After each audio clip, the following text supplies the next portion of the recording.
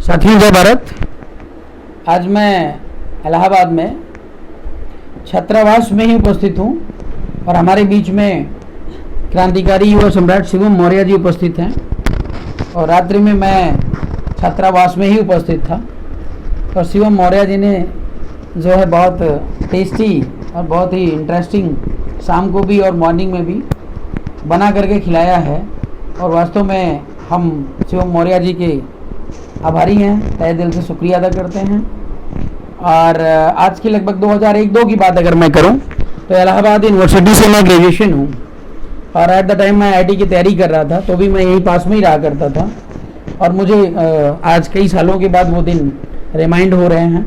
बहुत अच्छा लग रहा है आपके बीच में उपस्थित होकर के और हमारे छोटे भाई की तरह आप हैं और बहुत ही क्रांतिकारी और ओजस्वी विचार आपके हैं। तो शिवम जी, थोड़ा सा आप अपना जो है उद्देश्य बताइएगा, लाइफ का उद्देश्य क्या है, क्या करना चाह रहे हैं आप? लाइफ का उद्देश्य ये है, पहले हम खुद अपने विचारों को बदले हैं, हाँ। फिर जो है अपने गांव, समाज और देश के विकास अपने आप हो जाएगा। पहले हम खुद बदलेंगे। आप बनना क्या चाह रहे हैं, मैं ये पूछ रहा हूँ।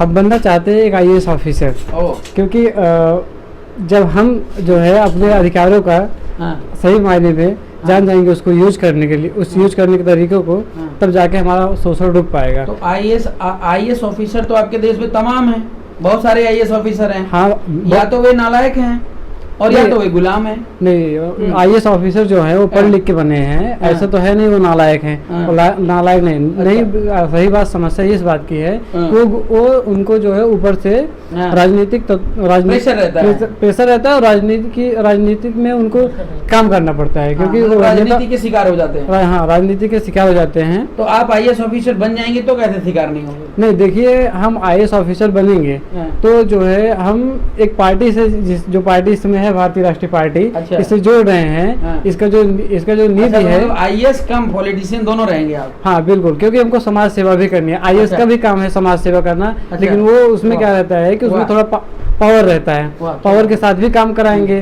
तो जैसे ऐसा रहेगा, ये जो पार्टी है इसके माध्यम से जो है लोगों को, ये पार्टी जो है लोगों को जागृत करेगी अपने बारे में। सच बोलते हैं हमेशा, झूठ नहीं? जी, हम बिल्कुल सच बोलते हैं। इंटरव्यू में आपसे पूछा गया आप कौन सी पार्टी थे, भारतीय राष्ट्रीय पार्टी, नाम बता देंगे? जी बिल्कुल बता देंगे। और वहाँ पे बीजेपी वाला इंटरव्यू ले रहा होगा तो? जी, वो तो उसकी व्यक्तिगत सोच होगी, क्योंकि अगर वो आपको भेदभाव करके फेल कर दे तो क्या करेंगे आप? ऐसा तो हमेशा सच बोलते हैं, हमेशा सच बोलना जरूरी है। हाँ, आप सच बोलना तो जरूरी है, क्योंकि अगर नहीं, सच नहीं, झूठ भी बोलना जरूरी है। अगर किसी की जान बच रही है झूठ बोलकर, नहीं, ऐसी कंडीशन आ रही है कि जान आप इंटरव्यू देने जा रहे हो, वहाँ बीजेपी का बैठा हुआ है, ठीक है ना, मोटा टकला आदमी, ठीक है ना, और बढ़िया सा सब कुछ मेंटेन करके, आप तो चेहरा देख के पहचान जाएंगे ना बीजेपी का है। तो वो बैठा हुआ है, उसके सामने अगर भारतीय राष्ट्रीय पार्टी अपने आप को पॉलिटिशियन बता दिया तो कहीं ना कहीं इंटरव्यू में फेल कर देगा नहीं कर देगा? हाँ, कर तो देगा, क्योंकि जातिवादिता चरम पर है, जातिवादिता चरम पर है, ब्राह्मणवाद चरम पर है, ब्राह्मणवाद, ये सब चरम, इन सभी चीजों को ध्यान में रखते हुए सामंजस्य बैठाना पड़ेगा। बिल्कुल, सामंजस्य बैठाने, जैसे एक बार हो जाएगा, जब हम बन जाएंगे, उसके बाद से क्रांतिकारी परिवर्तन हो सकता है, क्योंकि जब तक हमारे हाथ में सिस्टम नहीं रहेगा तब तक हम कुछ कर नहीं पाएंगे। पसंदीदा नेता कौन है? हमारा पसंदीदा नेता RP मौर्य जी हैं। अच्छा, तभी आप कल से इतनी मेहनत कर रहे हो हैं? जी बिल्कुल। हम चाहते हैं, इनके विचारों और इनकी नीतियों से हम बहुत प्रभावित हुए हैं। इनके साथ हम जमीनी स्तर से काम करेंगे, लेकिन पहले अपने आप को मजबूत करेंगे और अपने आप को उस लायक बनाएंगे कि लोग हमारी बातों से समझे।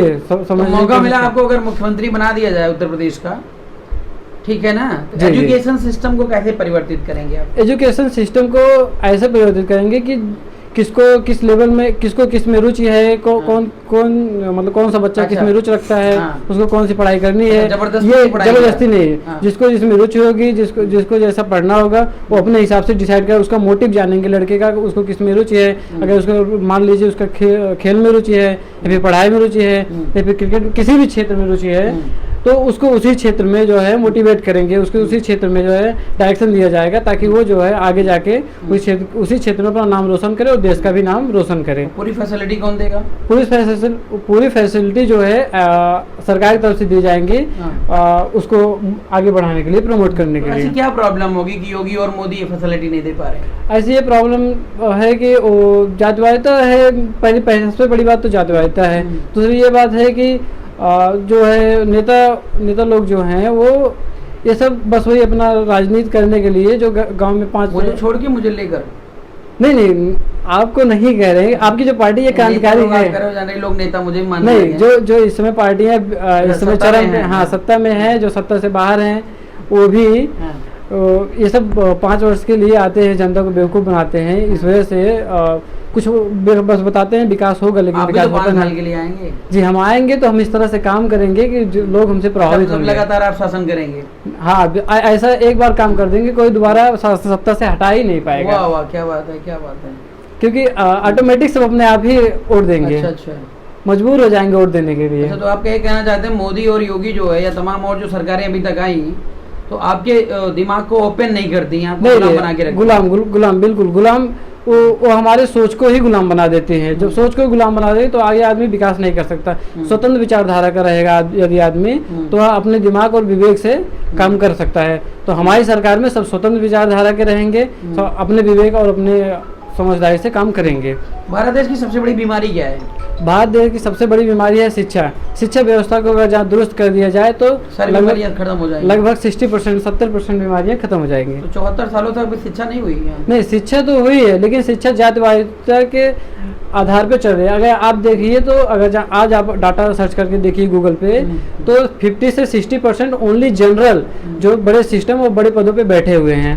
तो ये कैसे है? अगर जहाँ मान लीजिए वो, जबकि पूरे ओवरऑल जनसंख्या के लगभग 20% है जनरल, लेकिन वो पूरे 50-60% पे कैसे पहुंच गए हैं? इसीलिए जातिवादिता को जो सरकारें आई, जातिवादिता को प्रमोट की हैं, वो ऊपर जो बड़े स्तर पे लेवल पे अफसर बैठे हुए हैं, वो इसी लेवल पे इसी विचारधारा से हैं कि वो अपने ही जातिवादिता को आगे बढ़ा रहे हैं, अपने आप नहीं बढ़ाओगे? नहीं, हम ऐसा नहीं, जो जिस लेवल मौर्य को नहीं, बिल्कुल नहीं, मौर्य को प्रमोट नहीं करेंगे। मौर्यों को प्रमोट ही नहीं करोगे? नहीं, प्रमोट करेंगे। जो अगर जहाँ पहले आप बात ये हमारी है कि हमारा जैसे जो जिस लेवल में काबिल होगा, IAS ऑफिसर बन गए, मैं कोई गलत काम करके आऊँ, मैंने कहा भैया जी नहीं, मुझे जी नहीं, बिल्कुल ऐसा नहीं होगा। अगर आप गलत किए हैं आपको सजा मिलेगी। तो नेता बदल दोगे? जी, नेता से कोई मतलब नहीं जी, नेता बदल जाएंगे। आपने कहा आपका पसंदीदा नेता आरपी मौर्य है। अगर आरपी मौर्य गलत कर रहे हैं तो उनको भी सजा का जो भी प्रावधान है उनको भी भुगतना पड़ेगा। तब तो आपसे खतरा भी है मुझे फिर तो। नहीं, हाँ, अगर जहाँ ऐसी सिचुएशन आती है, नीतियों सिद्धांतों की पुजारी है। जी, आप अगर अपनी नीतियों और सिद्धांतों पे अटल रहेंगे तो हम आपके साथ जुड़े रहेंगे। जी, अगर आप मैंने भी एक बार केजरीवाल से बात किया था तो मेरा तो फोन ही काट दिया जी। कब तक साथ दोगे? तो मैंने कहा जब तक आप जो है देश के साथ हैं तब तक साथ दूंगा। तो सोचा ये तो क्रांतिकारी है, मतलब विद्रोही हो सकता है भविष्य में, तो उसने तो मेरा साथ दिया नहीं। अगर मैं आपको अपने साथ लेकर चल रहा हूँ तो कहीं ना कहीं कल तो खतरा मेरे लिए बन जाएंगे। जी नहीं, अगर जहाँ आप सही अपनी नीतियों पे कायम रहेंगे, अपनी बातों पे कायम रहेंगे, जो आप वादा कर रहे हैं, जैसी पॉलिसी आपकी है, अगर यही बरकरार रहेगी तो हम आपके साथ कंधे से कंधा मिलाकर चलेंगे। चलिए, बहुत बहुत धन्यवाद आपको। तो किस लेवल पर आप पार्टी में रह करके काम करना चाह रहे हैं? जी, अभी तो हम पार्टी पे जमीनी स्तर पे काम करेंगे, विलेज लेवल पे। जैसे भी हमारी पढ़ाई कंप्लीट होगी, जिम्मेदारियां दी जाए कुछ। जी, बिल्कुल। गांव स्तर पे, ब्लॉक स्तर पे तक हम जिम्मेदारियां लेने के लिए तैयार हैं। विचार हम तो कह रहे हैं जिला लेवल पर आप मेंटेन नहीं, जिला लेवल पे अभी जो है हमारे पास अभी स्टूडेंट लाइफ है, तो इस समय हमारी सबसे बड़ी प्राथमिकता है अपने आप को डेवलप करना। पहले अपने आप को डेवलप करें, अपने आप को शिक्षित करेंगे, तब जाकर लोगों के विचारों को प्रभावित कर सकते हैं। जब अपने नहीं शिक्षित रहेंगे दूसरों को नहीं शिक्षित कर सकते। चलिए, बहुत बहुत धन्यवाद आपको। जी, थैंक यू।